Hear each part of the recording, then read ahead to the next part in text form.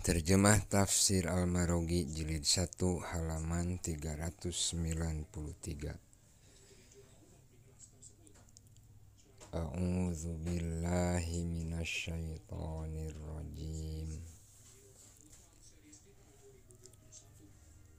Wa idz yarfa'u Ibrahimul qawa'ida minal baiti wa Ismail.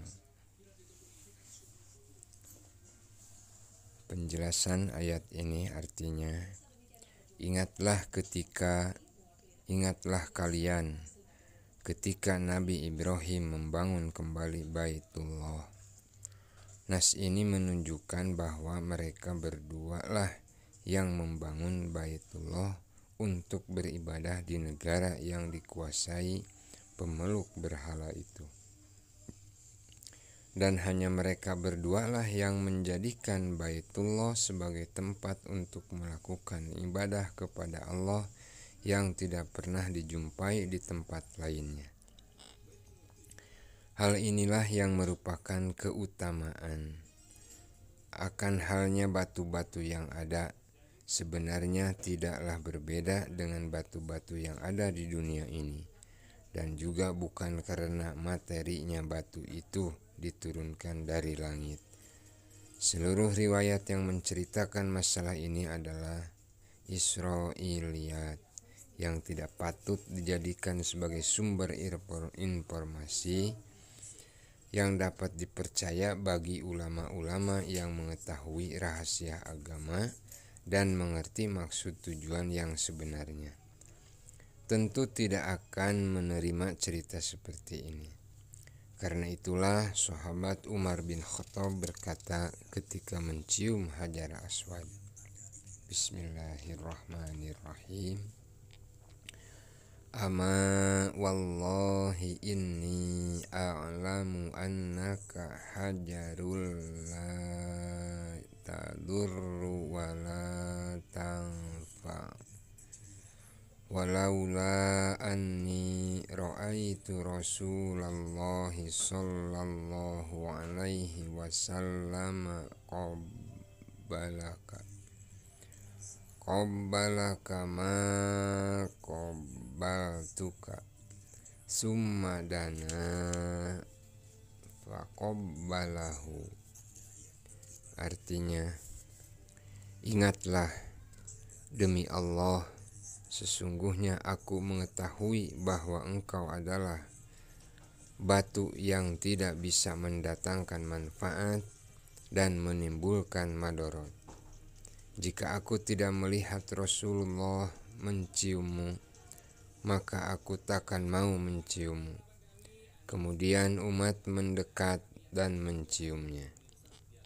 Hadis riwayat Ahmad, Bukhari, dan Muslim.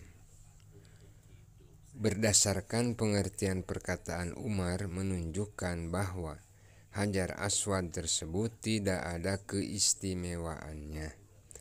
Bahkan ia sama saja dengan batu-batu lainnya.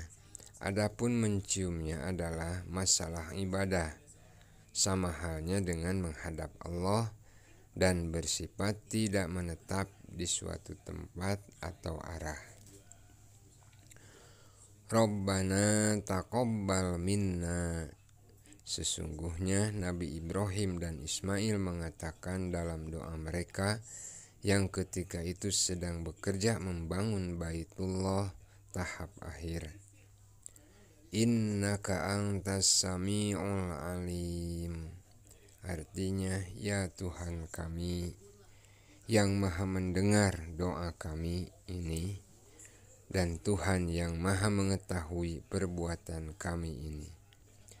Ayat ini mengandung pengertian bahwa setiap pekerjaan adalah ibadah jika dilakukan sesuai dengan perintah dan mencurahkan seluruh kemampuannya untuk perbuatan tersebut.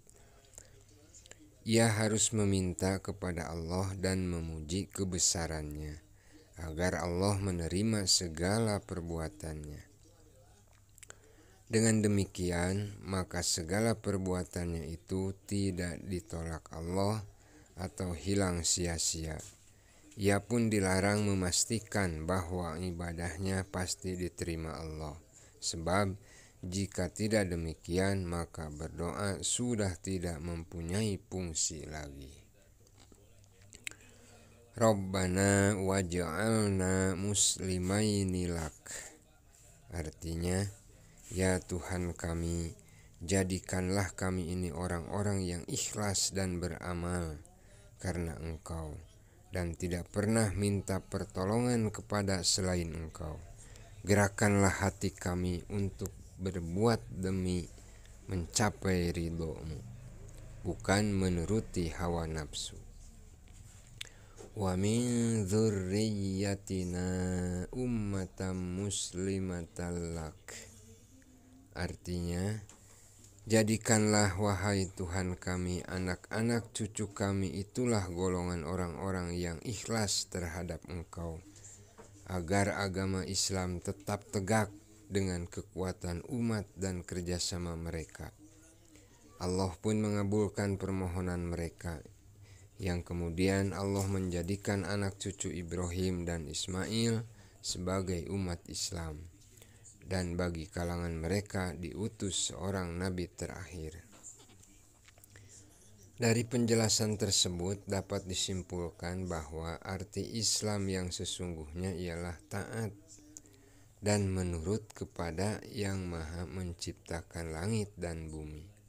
Jadi yang dimaksud bukanlah umat Islam secara khusus, tetapi mencakup semua umat yang mengalami dakwah Ibrahim. Wa arina manasikana. Artinya, beritahukanlah kepada kami tempat-tempat ibadah kami, yakni ibadah haji seperti miqat, dimulainya ihram, tempat wukuf di Arafah, tempat tawaf, dan lain-lain yang termasuk ibadah haji, baik fi'li maupun qauli. Wa tub alaina, artinya berilah kami taufik menuju taubat sehingga kami bisa melaksanakan taubat dan kembali ke hadapan-Mu dengan meninggalkan perbuatan yang melupakan-Mu. Ayat ini senada dengan ayat yang berbunyi summa taba alaihim liyatubu. Artinya kemudian Allah menerima taubat mereka agar mereka tetap dalam taubatnya.